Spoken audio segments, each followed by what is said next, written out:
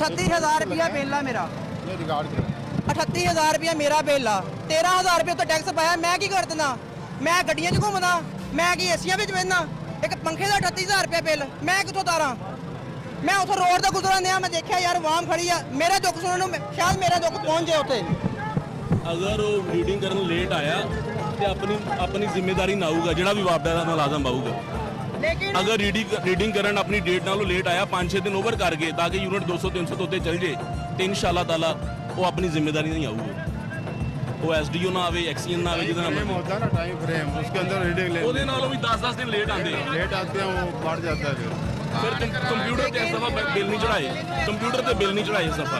पैसे डालेगा 38,000 रुपये कितों कट के देगा। आज लास्ट डे आ उन्होंने मीटर की तारा लाना आना। छोटे छोटे बच्चे की करनगे? ਸਾਡੇ ਕਿਰਾਏ ਮਕਾਨ